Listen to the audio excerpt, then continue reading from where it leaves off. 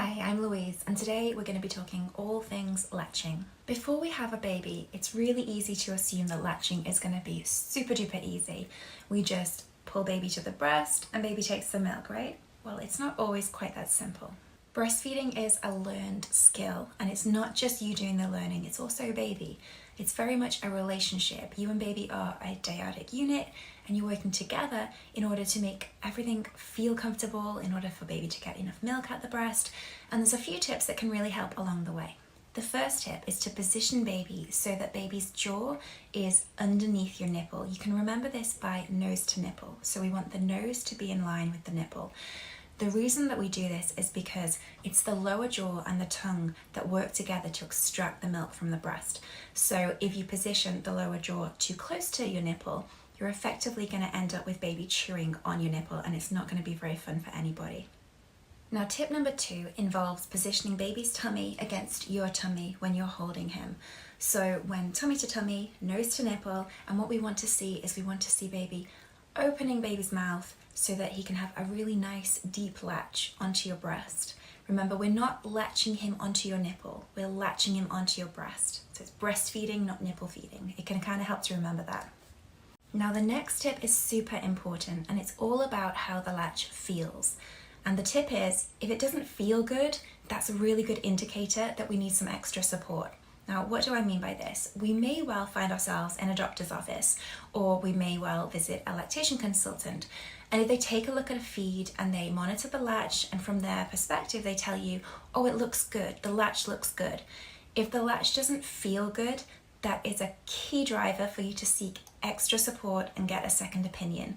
A latch should feel good. It doesn't really matter how it looks to the outside eye.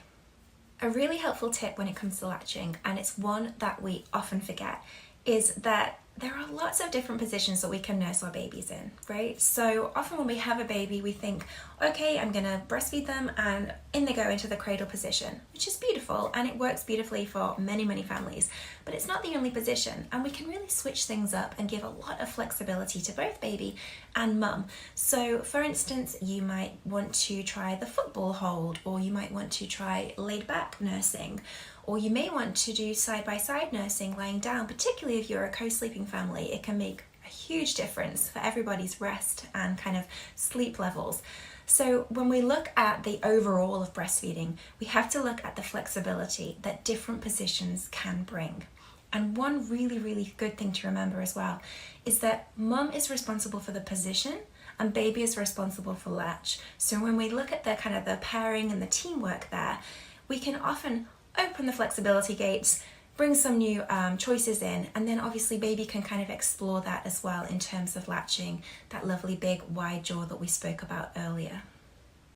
Now, environment and stress are huge things when it comes to any kind of breastfeeding relationship, because stress levels, when they're high, they do impact on our ability to even let down milk. So what we want to ensure for latching and for just comfort levels in general is that mum is feeling relaxed and content and calm as much as possible. Obviously, we're humans, we have ebbs and flows in terms of all of our emotions.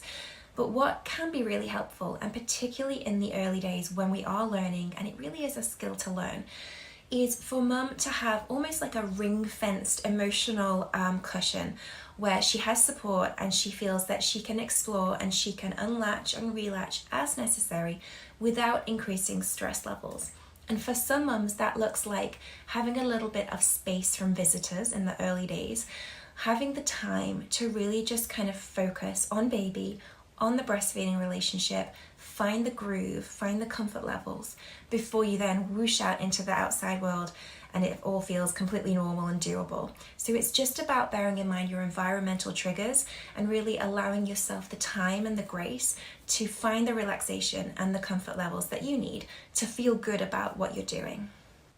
We're going to round this off with our final tip, and our final tip is if baby is latched and something feels amiss, maybe there's discomfort or maybe there's pain, it is always okay to unlatch baby and to relatch as many times as you need to. Remember, you are brand new to this, just like baby, and you're learning together. This is very much a journey and a process, and it takes a while sometimes to find our groove, but please know that you don't have to do that alone.